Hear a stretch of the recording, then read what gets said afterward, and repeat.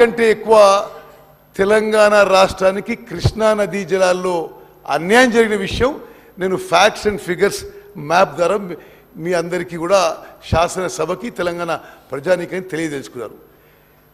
ఇప్పుడు మనం పోతిరెడ్డిపాడు హెడ్ రెగ్యులేటర్ని చూద్దాం.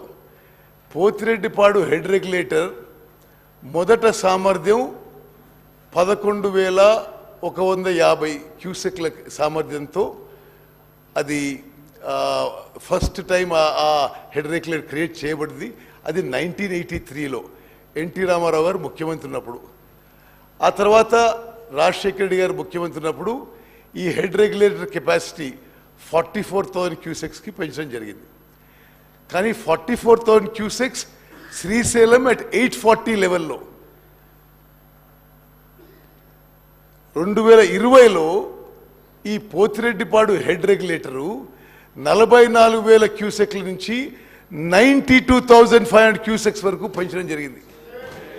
ఇది జగన్మోహన్ రెడ్డి గారు జియో 203 ఇచ్చి మరి ఈ పోతిరెడ్డిపాడు కెపాసిటీ పెంచడం, అదేవిధంగా Rayalaseema lift irrigation scheme 3 TMC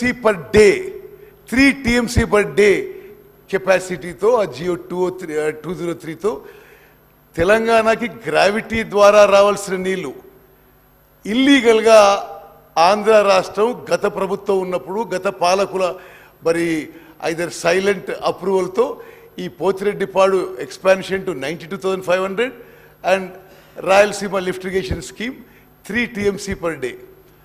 ఇది నేను ఫర్దర్ డీటెయిల్స్ తర్వాత వస్తాను. అదేవిధంగా గత 10 ఏళ్లుగా ఇక్కడ Rayalaseema lift irrigation scheme 3 TMC per day గత ప్రభుత్వం ఉన్నప్పుడే నిర్మాణం మొదలైంది. అదేవిధంగా ఈ 92,500 క్యూసెక్స్కి సామర్థ్యం పెంచడం కూడా గత ప్రభుత్వం ఉన్నప్పుడే జరిగింది.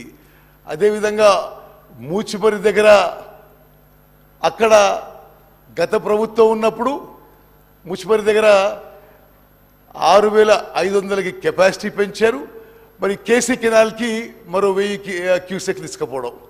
అదేవిధంగా మల్యాల దగ్గర కూడా 2017లో మరి కెపాసిటీ ఇదివరకు ఉంది 3,850 క్యూసెక్స్ నుంచి 3,600కి పెంచడం జరిగింది. 6,300కి పెంచడం జరిగింది. అంటే నేను ఈ విషయం ఎందుకు హైలైట్ చేస్తున్నానంటే తెలంగాణ రాష్ట్రం ఏర్పడిన తర్వాత కృష్ణా నదీ జలాల వాటాలో గతానికంటే ఉమ్మడి ఆంధ్రప్రదేశ్ కంటే తెలంగాణ రాష్ట్రం ఏర్పడిన తర్వాత ఎక్కువ అన్యాయం జరిగిన విషయం అంకెలతో సహా మీకు ఎక్స్ప్లెయిన్ చేస్తాను.